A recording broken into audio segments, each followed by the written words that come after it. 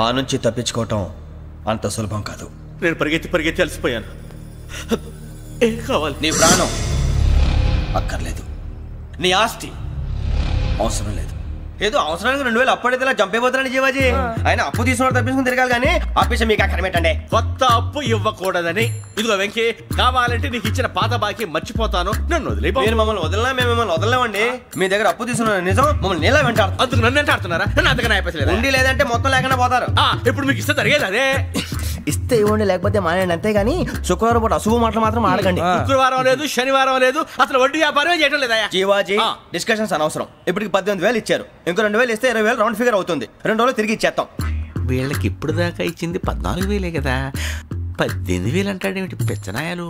పడ్డాడు కక్కుర్తాడు. సంగతి వరకు తెలిసి అసలేనయ్యా, ఇదే నేను మీకు ఆఖరి అప్పు.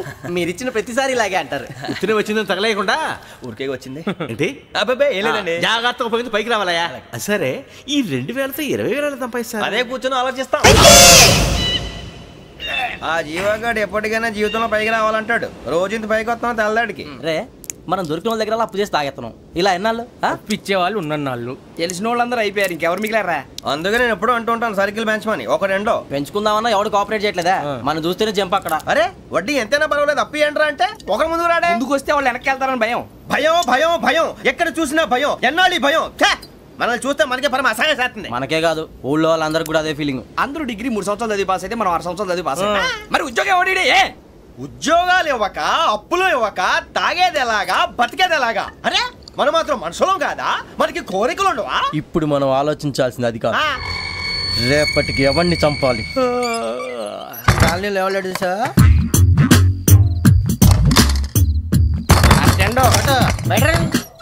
నువ్వా వెంకీ? ఏంటి వెంకీ ఈ టైంలో వచ్చా? నీతో మాడే పని ఉంది, దా చెప్తా. ఏ బాగా నిద్రొస్తుందా? సరిగానే రే, నువ్వు మమ్మల్ని చూసే తలిపేసావా? మామూలుగానే వేసాను. మామూలుగా వేసేవాడివి. మేము రావడానికి 1 నిమిషం ముందో, మేము వెళ్ళాక 1 నిమిషం తర్వాత వేయాలి కానీ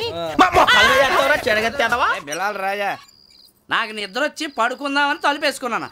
అయినా నా ఇంటి తలుపులు నేను అడిగేసుకోవాలంటే తప్పు చేసిన కాక ఇంకా గేర్ సమాధానం చెప్తావా? మీ ఇంట్లో పెళ్లిడికి వచ్చిన ఆడపిల్లలు ఎదురున్నారు. ఇదిగో అమ్మాయిలు, మీతో ఎప్పుడైనా యథాశాలు వేసానా? విన్నారా? అడుగు తలుపులు వేసావు. అనవసరంగా గొడవ ఎందుకు? ఇక్కడి నుంచి వెళ్ళండి. గొడవ? మీ ఇంటి మీద పడి ఎప్పుడైనా గొడవ చేశానా బిని గారు? లేదు బాబు. విన్నారా?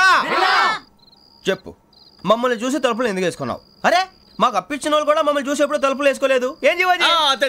మరి నువ్వు ఎందుకు వేసుకున్నావు? బాబు టప్ అయిపోయింది, బుద్ధి తక్కువ వేసాను చాలా.